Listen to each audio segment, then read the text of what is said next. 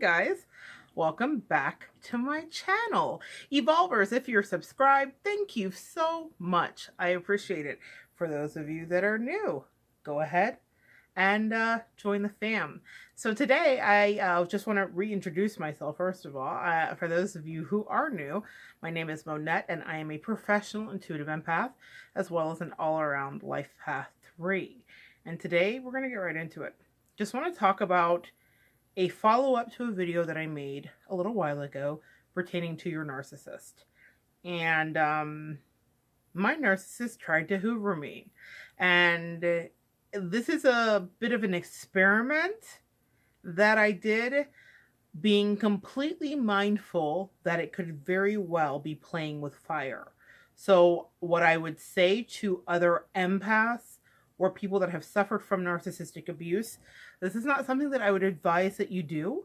This is not something that I would advise that you take on unless you are really sure of it. And even as I was sure of it, I still had moments where I felt like I could waver and I could get back. And so I had to be very vigilant. But what I wanted to do was share with you some of the things that happened. And this wasn't just my narc tried to call and it happened once or twice. This has been going on for the past 2 years. So this is a very long, very persistent Hoover that I recently, within the last month, put to an end. And I did it by utilizing a tactic with the narc that works every time, telling them the truth about themselves. It kind of has the same effect as turning on the lights and the roaches scatter, right? So that's what I want to share with you guys today. For those of you who are not familiar with what a narcissist is, it is a person who usually has some borderline personality issues. That is a separate diagnosis. Of course, I am not a doctor, so I want to disclaim that. I cannot diagnose anybody with anything, but what I can tell you is what I've learned from being an empath professionally and working with clients all over the world. You pick up patterns and you understand what's happening. And I wouldn't be able to do my job had it not been for some very intensive training with many narcissists in my life. Why many, you may ask? You may think, well, if you're an empath, how come you can't see them coming and get out of Dodge? Especially if you haven't had your own experiences with a narc. Well, they're like very attracted to us. Let's just say that. We're catnip to narcissists. So what I want to share with you today is how that happened for me. And what happened was it began a couple years ago. We had severed ties, meaning I had stopped engaging. There was a weird thing that happened and she started to be very harassing. My narcissist was a best friend, air quotes, best friend, okay? And she started to be very harassing, very demanding. She was tapping people's phones that were in her periphery and started to be very hard to manage. And I had been able to manage her for many years. And I realized I have to get out of this. There was a point that came in the relationship where she was making false accusations and having people arrested and setting people up and creating incredibly physically toxic situations with her relationship. And when you're an empath dealing with your narcissist, you are well adapted to bailing them out of situations, to counseling them ad nauseum, endlessly. Guys, does that sound familiar? You are well aware of what it's like to be in a situation with them where you're always a saver, always a rescuer. And I watched her generate a moment in her relationship where she was creating a narrative, as narcissists will do. It was a false narrative. I knew her spouse and I knew her, and I'm not saying her spouse was a saint, but I will tell you, he was the one who was abused. He was physically, emotionally, and mentally abused by her, and it was terrifying to watch. And there became a point in our relationship where I was watching her do this and she was wanting me to make statements to the police and things like that. And I was so uncomfortable because I knew that it wasn't true. I knew that she had generated and created the chaos. See, narcissists make the weather for the people that they're around. And if you're in their orbit, the toxicity will pull you in. And that's why I had to sever ties, because I realized, oh no, if she would do this and lie on this person who she has children with and who she loves, allegedly, as much as a narc can love, then she would do this to me in a heartbeat. And the interesting thing is she had tried to do it to me, not necessarily the police, but had tried to disparage me and make commentary to people in the community, fellow business people, people in not necessarily my metaphysical community, but the business community. I also cater as well, so I had connections with the community. And she tried to sabotage things. And if she couldn't sabotage that, she tried to sabotage friendships by spilling the tea or disclosing whatever she thought would be titillating or salacious. And without fail, because the universe is so gracious and our angels are always working on our behalf, I always ended up hearing about it. Whether you want to call them from flying monkeys or concerned citizens and or friends or colleagues or fellow business partners who let me know. I never confronted her with those things. I just compiled it. And so in that moment when I saw her making that very egregious and overreaching accusations, I said, I'm out. And I just removed myself because I was really scared. It was the kind of scared where you are dealing with someone who has a gun on you and you're trying to talk them down from not just shooting you, but maybe hurting themselves. And in that moment, you realize this person is crazy. This is so far outside of just a drama or a fight. And that was the level of toxicity I was existing. Now, onto the Hoover. So the Hoover began a couple years ago after we hadn't talked for several years. I had cut her off. I stopped answering. She wanted to fight text with me. You guys know how it is. You can't do engagement. I gray rocked her completely. I cut her off and gray rocked her and did a little mixture of both. So she called my phone one day out of the blue. And I had erased her number, but I still, it's weird. I had erased her number, but I had put in, before I had erased it, her name with crazy watch out in parentheses. I have a habit that maybe you guys share of labeling the people that I love and care about or people that I might not want to talk to, and I give them a little nickname. So her name was her name, then crazy watch out, because I wanted to remind myself. So I had forgot. I thought I had erased her number, guys. Awesome, not awesome with technology, so just bear with me with that. So anyway, she pops up in my phone. I see her name, and I'm like, oh my goodness. I answered because she had kids that I love dearly, and I thought I would like to make sure she's okay. I also answered because human. Can any of you guys relate to that? You want to see what your narc says. It's a dangerous situation, but it's one that I'm not going to lie to you about. I indulge in. I pick up the phone. And of course, she's coming with this waterfall apology that she always has given me. Very abusive relationship, very much like a traditional abusive relationship in that.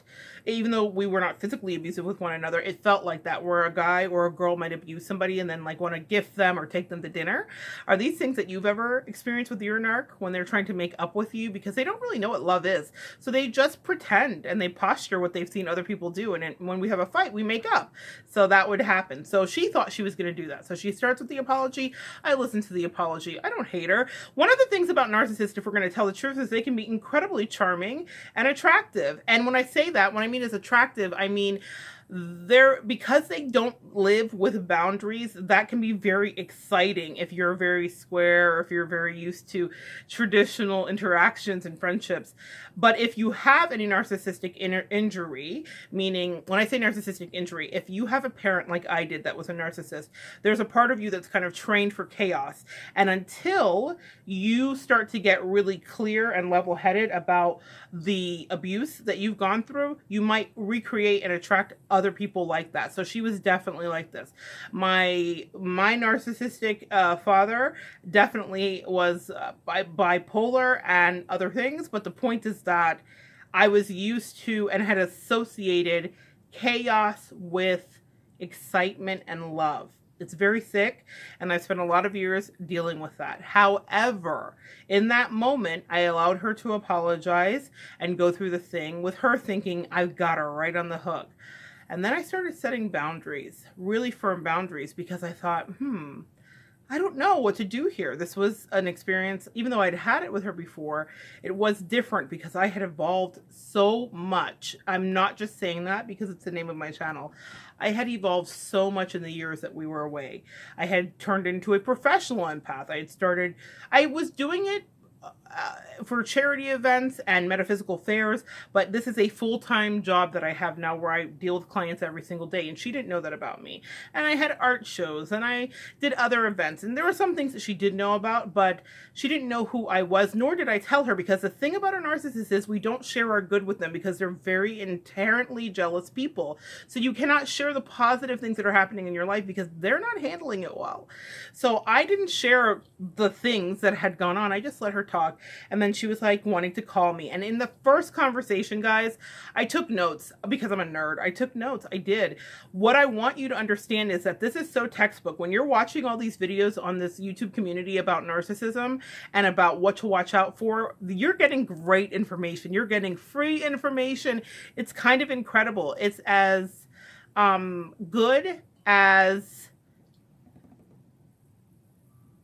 sorry guys, it's as good as any college that you're going to go to, the information that we're getting from the fellow community here. But the first thing that happened in that call was triangulation. She said, I spoke to other people, the flying monkeys, about whether I should contact you again because you were such a bad friend to me. Was I a bad friend to her, guys? I'll let you guys figure that out in your head. And I wanted to make sure that I should reach out. And so there was a triangulation. She's bringing in other people, and I just listened to her. Then she said, you ruined everything. This is the apology. You ruined everything. You were supposed to be the godmother of my children. Now, in the time that we had not been friends, I had become the godmother of several other children. Okay, I am fairy godmother to several beautiful children. But I had, and she said, I can't believe that you're the godmother to this person. That should not have been what it is at all. It should have been my kid. I ended up having to have my sister do it because you ruined everything. Now, this you ruined everything was a very familiar pattern to me. When we were friends, she insisted that I went to therapy with her because her marriage was unraveling. Her marriage was unraveling, and I needed to go to therapy with her.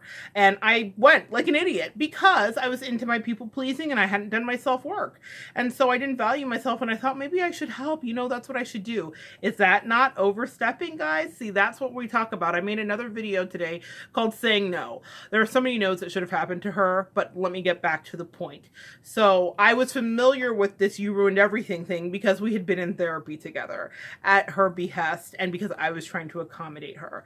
So I just listened to her. Oh, did I ruin everything? And she was like, and these friends I have. Now she's ready to discard other people. Pay attention. This is all boom, boom, boom, right down the list. She's ready to discard the friends she has that are shallow and not wonderful. And we attract what we are. So she is disappointed because they're not listening ad nauseum to her stories or giving her real deep, amazing advice that I was giving her for free that she didn't value. One of the other things that she did while we were friends was she made sure to let me know that she didn't believe in my readings and she didn't believe in me or anything. And she didn't think that I had the capability to turn it into a business, the know-how, the smarts, or the intellect. Sure, there were some crumbs she gave and some nice compliments every now and again because they are not stupid. They're very cunning and intelligent. But overall, there were all these jabs and undercuts about how I could never and how I wasn't even that good. And what it was is she was very disturbed. She always used to say to me, what makes you so special? What makes you think you're such a good friend? Always trying to have me second guess myself. And the quiet storm of irony is that I was in boot camp training in college with her. I became a professional empath because I was a professional friend first. And that means I was listening forever and ever and figuring out problems. Now, I happen to actually have intuition and psychic ability, and I do work with that. But the point is that in that time, she didn't want to see value in me, though she was extracting it on a daily basis. I was giving her nonstop readings, nonstop attention, nonstop time, nonstop CPR and resuscitation to all of the drama that she created in her life. And so when she was hoovering me on the phone in that moment, she said to me all of these things. You ruined it. It should have been you. All of this. And then we ended the call with her saying, I am so happy to have back one of the starring cast members in my telenovela. Guys, I laughed. When I got off the phone, I laughed because I thought, this is so easy. I was so aware of her manipulations as we began. Now, here's where it gets insidious, and here's why I don't advise this. Because I set boundaries even then. She was like, I want to talk to you all the time because we used to spend hours together and on the phone and we're together all the time. And so she wanted that back immediately. And I was like, listen, we haven't been around each other for a while. Let's talk once a month. She was very offended when she came back with the text. We know each other. Why on earth would we talk once a month, Monette? That's ridiculous. It's not that you don't know me. That's really weird. Trying to make me feel insecure about it. I kept to it. My thing was, if she can go 2 years and she's working on herself and I can tell, maybe we'll will move the pendulum, and it will swing and it will start to balance. But that wasn't the case. It was a few months of her behaving well. In that time frame, I was getting married. She was very upset because she wanted to come to my wedding, and I would not allow her to come to the wedding because she hadn't been in my life and because she was a point of toxicity. And out of all of the friends that I have, I will tell you, my husband was not too keen on her. In fact, because when you're dealing with a narcissist, their energy of toxicity is so strong, there would sometimes be transference. So while we were dating, I would come home and he would say to me, "You are with blank today." Or he would say this, he would call me her name to make a point that the energy I had did not match up with what he knew. Isn't that interesting, guys? So I had to pay attention, and I knew that the energy transference was terrible. One of the other things I want to pop back to here, the reason that I really got out of that, besides her seeing her really create chaos and legal problems, she actually had somebody arrested. I mean, there was a lot of drama that she created, was because I started having calamitous things happen to me. Now, I'm not saying this to scare you, but what I want you to understand is that the universe has a way of communicating with you when something is not healthy. And I will be honest with you. I met up with her. My fiance at the time was like, "Yeah, I don't know." And he's not like a weigh in on what I do. And guys, I'm kind of an independent, like I run free. But what I will say is that I was always fascinated that he had an opinion about her because he didn't talk a lot, and he doesn't, but he did let me know that that was something that he felt uncomfortable with. And it was a rainy night, and she was like, "Meet me at 4R, which is a barbecue restaurant." And I was like, "Okay, sure." And she was there with her husband and her kids.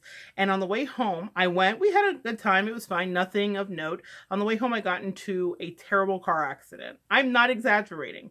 I was coming off of an exit ramp, and someone tried to pass me as we were going, and they went around me, and it spun my car, and I spun into the guardrail. And it was very scary. And then a time after that, I had convinced her to get her child into gymnastics because I was a teacher for many years, so I know how important it is. And she was having some stuff, and I was tutoring her child. She had hired me to tutor her child, so we were doing that. And I said, this will be really good for him. And it was his concert. So my mother and I went to the concert. Now, because she's a narcissist with no regard of anybody's time, she was late to her own child's thing, though my mother and I were there on time. And when we walked in, my mother, being an older woman, did not realize that there was about a 3-inch, 4-inch raise in those mats, they have on the floor in any gymnastics studio. And my mother tripped and broke her arm and ended up in the hospital and had a mini heart attack. That happened.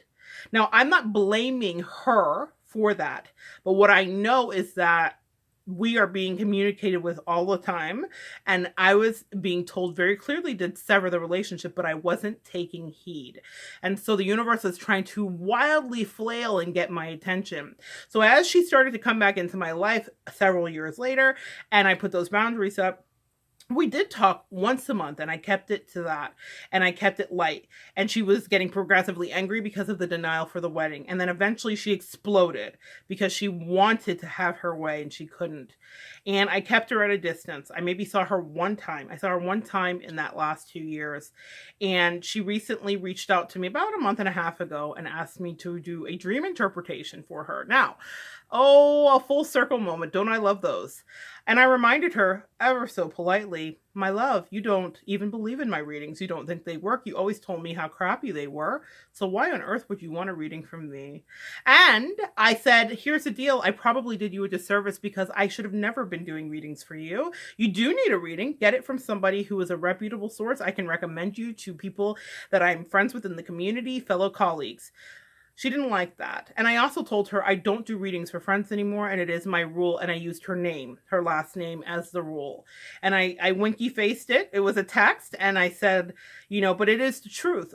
We were not compatible for readings, and so that's not something I would be doing for you. And she disappeared, which is wonderful because I was struggling with it's been 2 years. Oh my God, she's going to expect more. And I was starting to freak out a little bit.